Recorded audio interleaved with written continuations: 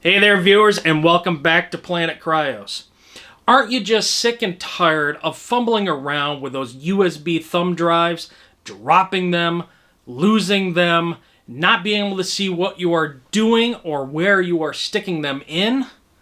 Well, stick around and find out how to do it the lazy way, or the efficient way.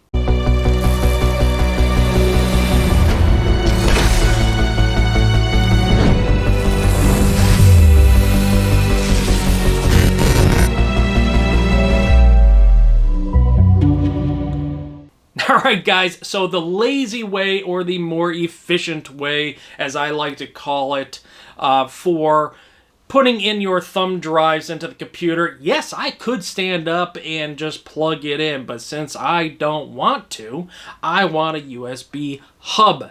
And since I rearranged my desk, it is actually a little more difficult for me to use my older USB hub. There's nothing wrong with it. It runs at 3.0 speeds, which is 3.2 USB 3.2 Gen 1 speeds, and that caps out at about 550 megabytes per second. So what we're going to do, or 5 gigabits per second, we'll call that, and it's the same thing. Or we can we upgraded now, so I can use a Gen 3.2, which runs at 10 gigabits per second, which is about 1,000 megabytes a second, if you convert that. So what we have here is the ORICO USB hub, and it supports 4 USBs Type A. Yes, there's no Type C. This company does make some that have the Type C, so you just have to. This was the smallest one I could get that allowed for the Gen 3.2 speeds, without getting to like 5, 6, 7, 8 USB connections, and I don't need that many. I mean, I do a lot of plug and play, but I don't need that many connections. So anyway, I'll just show you this again, a little up close. It's pretty nice, actually. I've already taken it out of the box. I have not hooked it up. We're going to test the speeds live, or not live, but on camera, so I can show you. And you can see right there, it does say the 10 gigabits. Where is it? Right there. 10 gigabits per second speed. This is all, like I said, Type A. And what comes in the box, let's just show you. Here's the unit. It's actually pretty nice. It's a little nicer than I expected. There's your output. So that one goes to the computer. And this one is your power. So you have to have power. Especially when you have multiple USB thumb drives plugged in, you got to have external power for this. The other thing that's nice, it has these anti-slip pads on the bottom, and they're almost like a silicone. So I've already put this on the desk, and it does.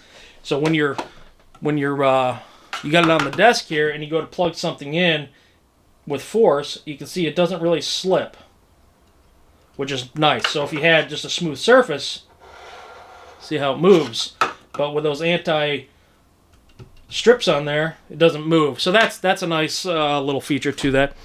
And I believe this little hole here is a data receiving and little LED light that will flash when you're transferring data or reading or writing to this.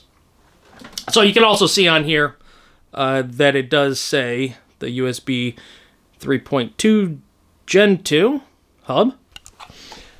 They do make, like I said, really long ones. I thought this was a nice touch with the orange in it. It comes with your power plug.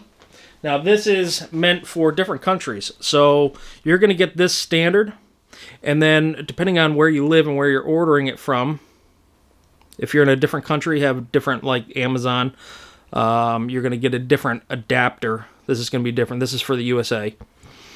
And what you do is you line these up, and you put it in, and you push down and twist. And then it's got a little release right here. And you can push down on that, so if you're traveling or you want to put it back away, you twist it and you pull off. So again, you just slip it on there, twist, and it's locked on. And then, of course, that side goes in to the power on that. And last but not least, it comes with your data cable that goes to the PC from the hub to the PC. And these are universal. It's Type A to Type A. And so it doesn't matter which end you plug in. So it's all Type A. Now, very important, when you're ordering one of these, if your PC... Now, this will work regardless. This will work with, this is backwards compatible with 2.0, 3.0, and then 3.1, 3.2.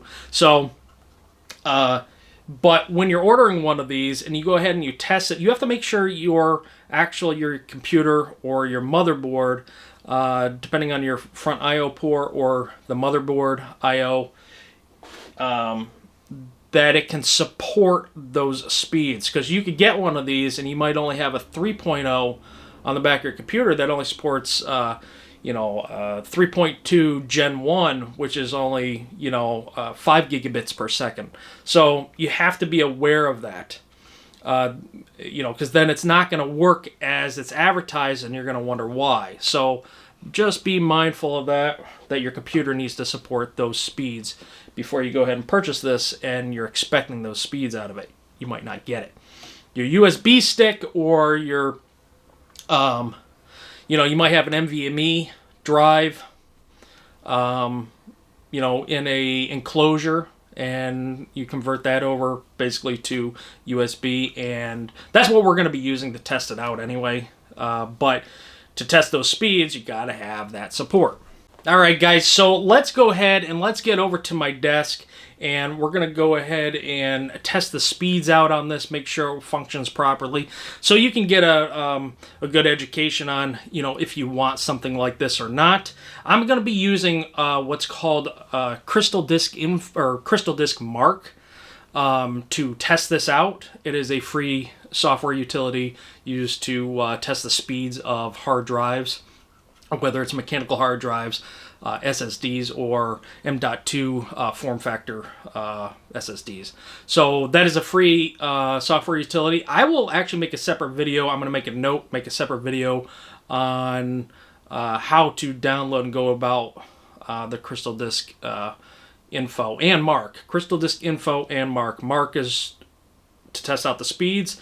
Info is to test or to check the status of your drive if you want to.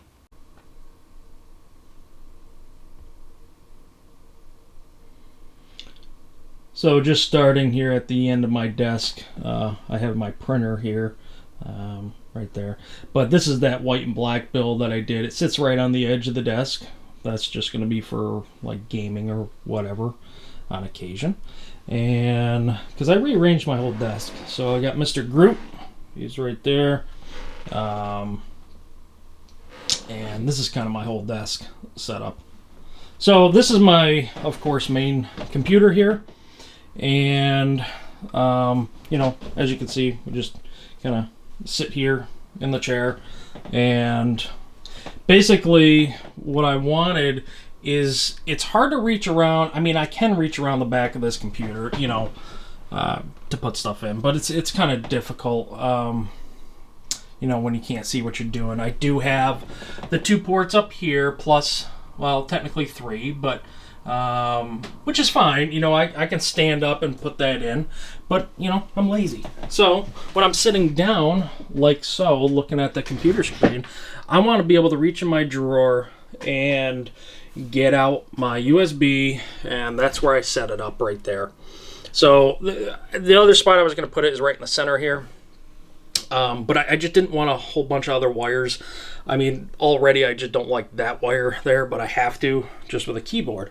So, so I set it up there. It's the most minimal wire noticeable you know. So that's kind of how I got it. I like it there. It's not bad. So anyway, I just installed the Crystal Disc Mark, and you can see it right there, Crystal Disc Mark. And it's probably an older version, but what we're gonna do is we're gonna test a couple of USBs. I have this SanDisk Extreme Pro, and this should be about 450, 480 megabytes a second. So just under your 5 gigabits per second, probably like 4.5. So we're going to test this one out first, make sure it works. So we can go ahead and stick that in any one of these. And let's see. So it opened up. I'm going to try to do this with my wrong hand because of the way I got to hold this camera. I'm going to go ahead and shut that down. And we're going to go ahead and open up Crystal Disc Mark. And what we want, let's see. We don't want it with Crystal. We don't want Disc Mark with the A. We want 64. So Disc Mark 64-bit. We're going to go ahead and approve to let that take control. And this is what you should see after you download Crystal Disc Mark. Let's see here. Now you need to know which drive it is also.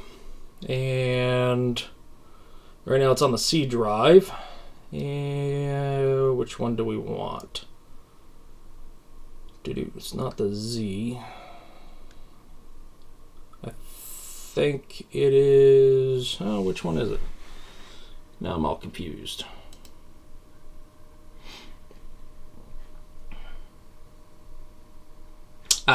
D drive. So we want the D drive. 120 gigabytes. It's a 128 gigabyte stick. Sorry, trying to hold this camera. So what you're going to do is I'm just going to run this top number for right now. I don't care about the other numbers right now. I just want to know what the reads and the writes are for this for right now. We're going to go ahead and start that.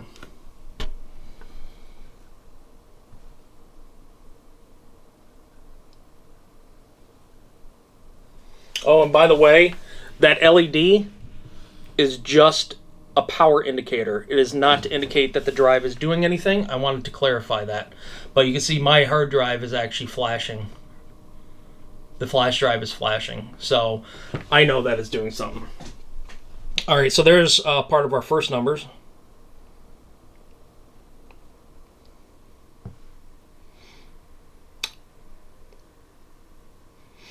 I thought it would have done a little bit better than the 420, but I think it's capable up to 480.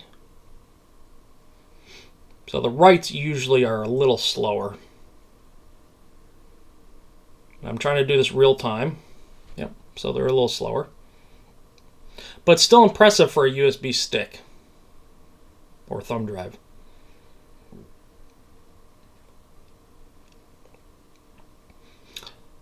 I have about 3 or 4 of these, and I put Windows 10 on it for installation. Makes it fast. Okay, so we are complete there.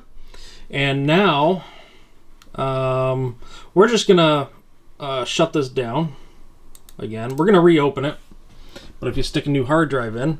So we're going to remove this since it's done. So here's one issue about it. I mean, it's great. Oop. Let's point. The one issue about this is it's great for pushing, but when you have to pull something out, you either have to you gotta keep this because otherwise you're pulling it around. So you gotta it's hard to do one-handed. But you're gonna have to hold down on this and pull it out at the same time. So with this one, this is a M.2 enclosure. And I forget what I have in this, but I'm pretty sure it's an NVMe. and I have to do some reviews on these. But here you can see that there is a USB Type-C, and that's Type A. So you got to have this one. I believe came with a couple of different ones, but I had one anyway.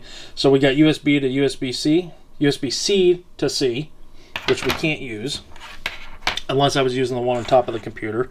But here we got the C to the A. So this is what we're going to use. I got to set this down for a second. So we're going to plug that in. And you can see this one's going to light up nice and pretty. I'm sticking in a different one here. So this one's got some pretty lights on it.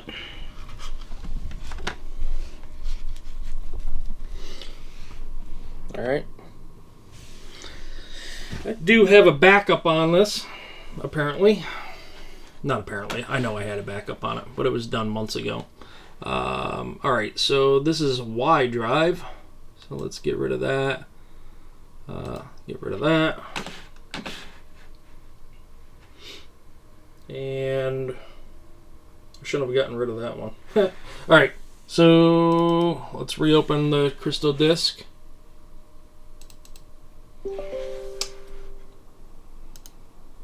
All right, so we want to go over to the Y, and then we're going to click on the first. So right here, it's Y drive. We're going to click on the first one. We should be up around 1,000. This is going to read 1,000 megabytes a second, is what it should be doing. If I have it correctly connected to the motherboard, the correct USB port in the back. There we go. See that? So that's the max that this thing's going to pump out as far as that USB hub.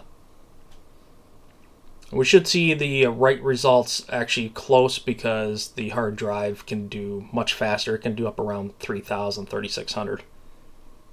But the USB hub is what's preventing the M.2 from reaching that potential. So I want to do this all live so you can see what it's doing. I'm not going to pause or speed it up. And there we go. It's not officially done yet until that word stop changes. But yeah, it should be stopping here any second now.